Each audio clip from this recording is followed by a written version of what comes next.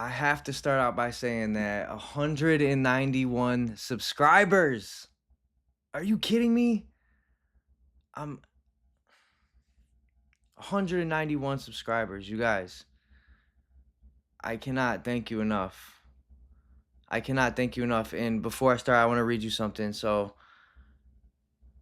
this is just something that I have in my notes and I wanted to share with you and just maybe give some context to like what I'm doing and what I'm trying to do and why this is such a big deal to me and just how much I appreciate you guys. Do not climb mountains so that the world can see you. Climb mountains so that you can see the world. It's dangerous to spend time not doing what you want on the bet that you'll have the freedom to do it later. Do it now. That's what I'm doing right now. Do it now. Go where you're celebrated, not where you're tolerated. And it is not cowardice to seek help. Comfort is the enemy of achievement. I just wanted to share that with you. It's something that I came across in my week and it stood out to me and it resonated with me, so I put it in my notes. And yeah, so thank you. Thank you everyone who's watching these videos and just just supporting this and supporting me. You guys are helping me live my dream and walk in my purpose. I believe God preserved me through heroin addiction so that I could do this right here. So thank you. Okay, my name is Joey, and this is the Gandee Show. So, this week I have a really special episode from a really special person. I got another special submission from somebody that is just a giant in the recovery community. Somebody that has just been such a positive, they have had such a positive impact on so many people's lives that it's just such an honor to be sharing some of the stuff that goes on in this person's beautiful brain. So, yeah, so today our episode is called To Be Love. We're discussing something that in some way or another affects everybody. Let's get right into it. To be able to love is to be love. Sounds simple, right? But if you've ever really tried to love, like truly love, yourself or someone else, you know it's not as simple as it sounds. Amen. Especially trying to love yourself. I am speaking from the perspective of a recovering heroin addict, and I know how hard it can be to love yourself. You know, and no matter where you're at, I just want you to know that you're not alone, and I understand how hard it can be to love yourself, but it is possible. It is possible. Love isn't something we just do, it's something we become. And that realization that love starts within us, that's where the real healing begins. Yes, it's an inside job, 100%. It's absolutely an inside job. And it looks different for everybody. For me, I have learned that coming into a relationship with God has allowed me to be able to love myself again. And something that I'm working on right now, something that I'm praying about, I'm writing about it, I'm talking about it, is I want to be able to see other people how God sees us. And that looks, I don't know, man. That's not judging people, you know, not losing your temper or getting upset, I mean we're not perfect, we're human, but I genuinely want to see everybody the way God sees us. And that's something that in my personal life I'm working on and I'm praying about. So I just want to share that. See, when I used to think about love, I thought it was something that had to be earned, something that I had to prove I was worthy of, something I'd get once I fixed myself. I've always been a people pleaser. I think the role that I played as a child in my family as a peacekeeper contributes to the tendencies that I have to want to be a people pleaser. And also, I just learned this within the last couple years, but also codependency is also a contributing factor to that. And man, that's something that I've really had to dive deep in counseling and just journaling and just being open and honest with myself. You know, it's a tricky thing, feeling like you have to earn love and you're not worthy for love as you are. You know, just the person that you are inside, you are worthy of love.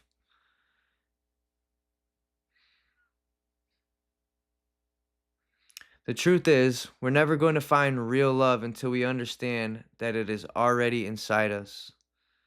It's not about being perfect, it's about being present. That's heavy. Real unconditional love begins with accepting who you are, the messy parts, the mistakes, the moments you wish you could redo. Because love doesn't grow in perfection, it grows in honesty. It grows in the dirt, in the struggle, in the things we try to hide. If I would have read this, if I would have read this any other time in my life until this year, I would not be able to understand just how true what I just read to you guys are. Love doesn't grow in perfection. It grows in honesty. It grows in the dirt. It grows in the struggle, in the things that we try to hide. I just think that's so amazing. As an alcoholic or an addict, you do things that you say you would never do. You tell yourself, like, you set these boundaries for yourself, and you're like, in your head, like, I'd never do that. Or, maybe it comes from a place of judgment. Like, you see someone doing something, and you think to yourself, oh, I could never do that. And I believe that the universe, God, has a funny way of humbling us. And that's the journey I've been on over the past 3 years. Is just a process of relinquishing my ego one piece at a time and humbling myself, coming into a relationship with God, relinquishing my ego, surrendering my ego, surrendering my ego, and humbling myself. I'm in this process of trying to understand what it is that I believe. And I've been reading the Bible and trying to understand it. My woman and I both. And so far, everything that I've learned about Christ is what I want people to experience when they encounter me. And that's love. Love doesn't grow in perfection, it grows in honesty, it grows in the dirt, in the struggle, in the things that we try to hide. Hmm. I think a lot of us spend years, maybe even decades, looking for love in people who don't know how to love themselves. We think if they can love me, maybe I'll finally feel like I'm enough. Phew, man. And that's because we've all been deceived. I bought the lie society sold me my whole life. It was never out there. And until that I learned that it was in here, I was never going to be able to be what somebody deserves as a partner. We think if they can love me, maybe I'll finally feel like I'm enough. But that's not love, that's survival. Amen. Survival isn't where love lives. It sure isn't. Love lives in truth, in peace, in stillness, in the quiet understanding that you're already enough, even when no one else says you are. When I finally stopped running, when I got quiet enough to hear my own heartbeat again, I realized something. I've been trying to find love in every direction except within myself. Yes, anywhere but myself. You know? And then you introduce drugs into the equation, and oh my gosh, some of us never recover from that. It kills a lot of us.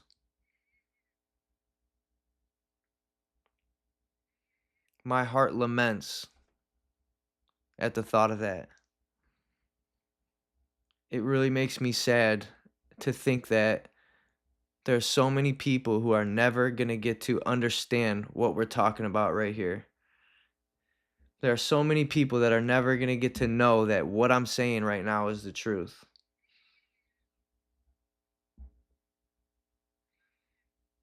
And if I'm talking to you, please just consider what I'm saying.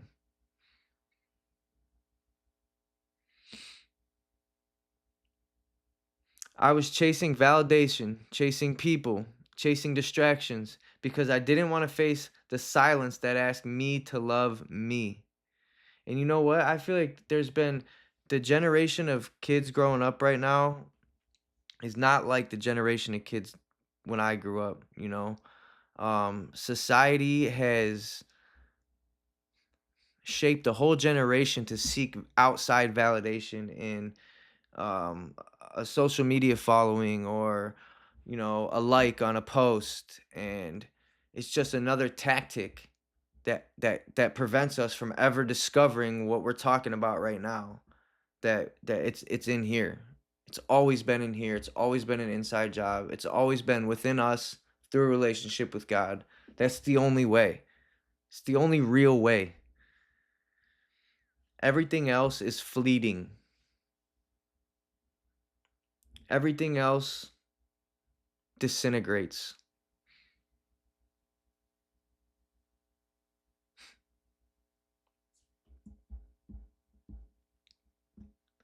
That's the thing about unconditional love. It has to start with us. Because if we can't love ourselves, we'll never believe anyone else truly does either. Oh my goodness. This is something I still struggle with this. To this day, I still struggle with this. I still have moments of insecurity, right? I still have these moments where I'm like questioning like something that has never given me any reason to question it. And that's like, oh man, it's a lie. It's a lie from the devil.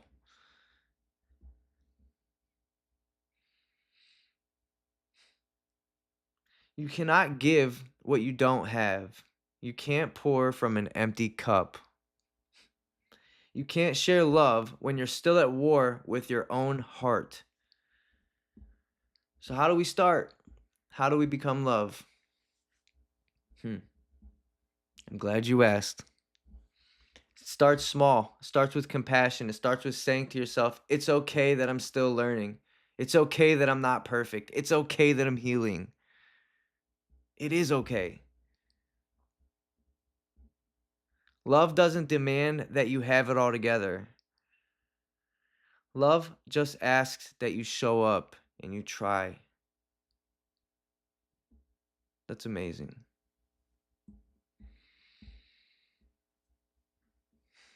I want you to imagine this for a second. You've been through a long, dark winter, emotionally, spiritually, maybe even physically. And then one morning the sun hits your face and it's warm. It's soft, it's familiar. That's what it feels like when you finally love yourself for real. Feels like the sun. Think about that though. There's a reason why the rate of depression skyrockets in the winter. It's because we're lacking, I think it's vitamin D, which we get from the sun. Hmm. It's like remembering the warmth you forgot existed. It's realizing that you were never truly lost. You just stopped looking in the right direction. And that direction was never out there. It was always in here. No one can rescue from that darkness except you. No one is coming to save you. And I don't want you to take that the wrong way. okay? Because what I mean by that is exactly what we're talking about, okay? You cannot give something you don't have. If you're not willing to look inward and do the work instead of running from it, no one's coming to save you. You gotta save yourself. And you don't have to be a victim either. I think that was a pivotal moment in my recovery, was when I realized that I am not a victim and no one's coming to save me except Jesus. But you got to ask him, right?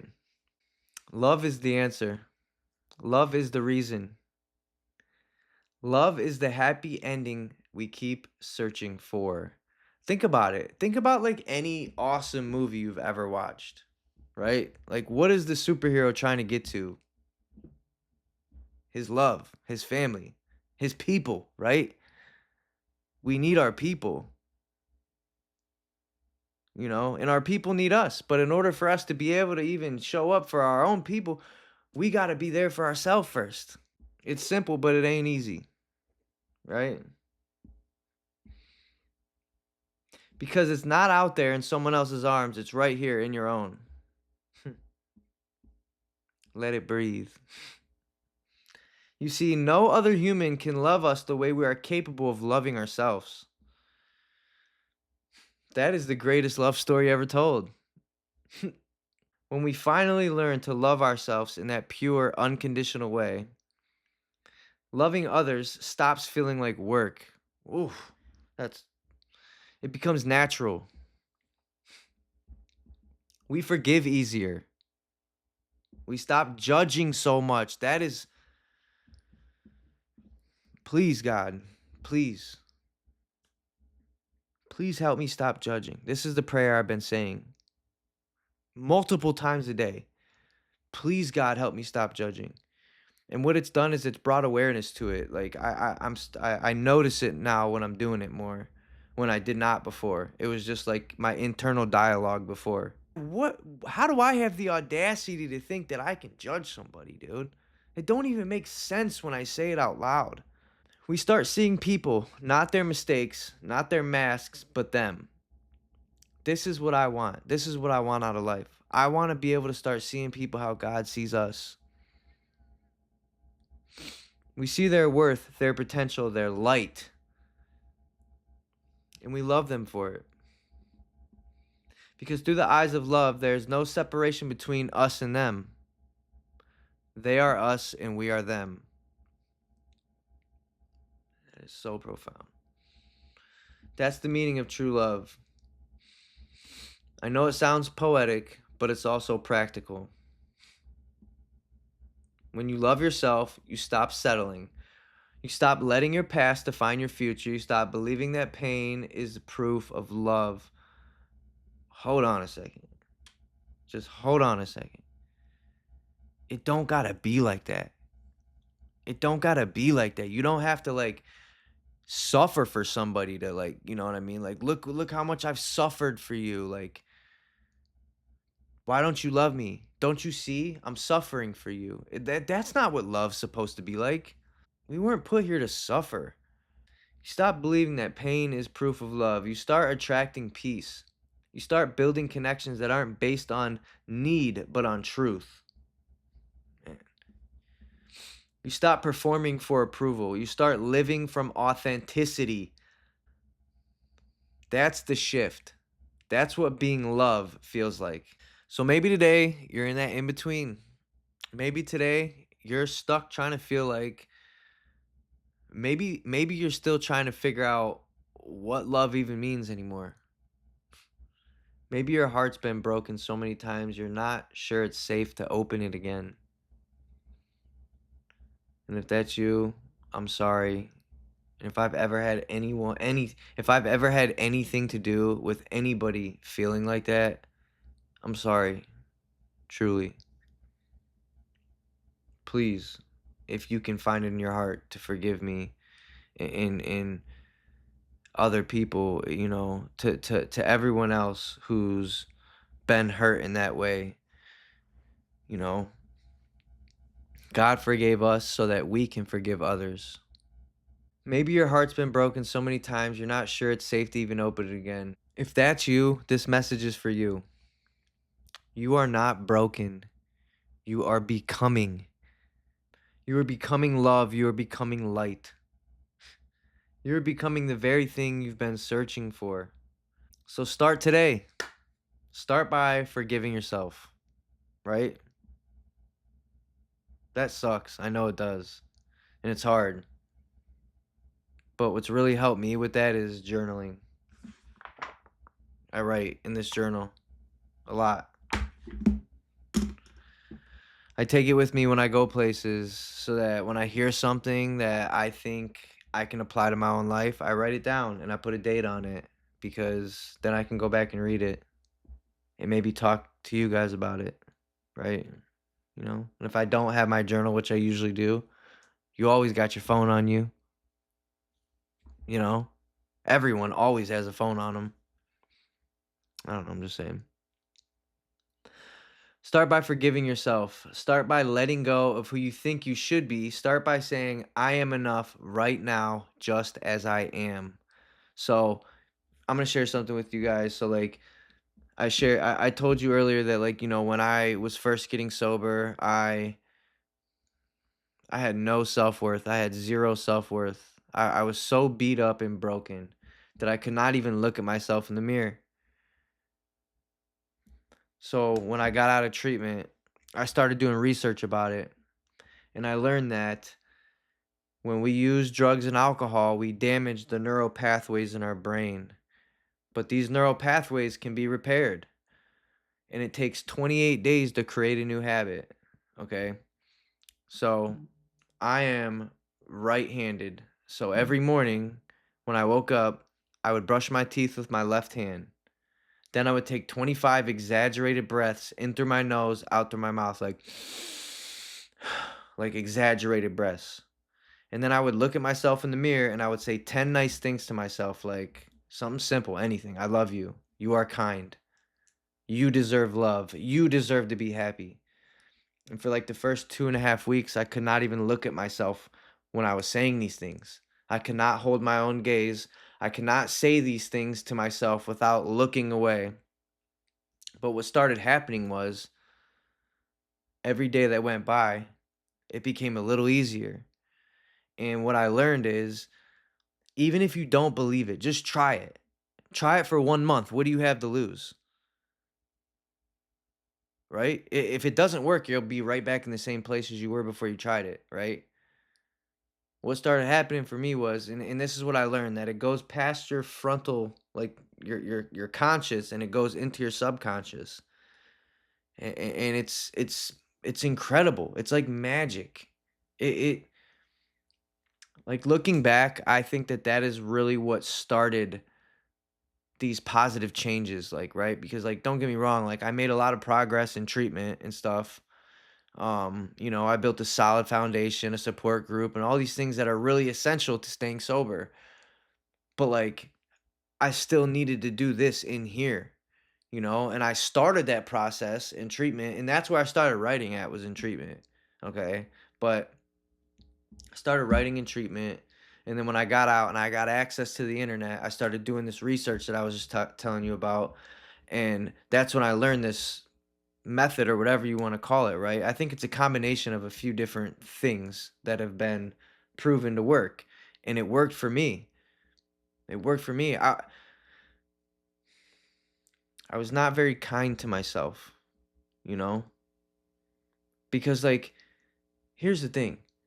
Alcoholics and addicts, we're not bad people, okay?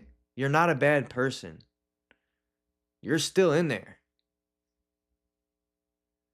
and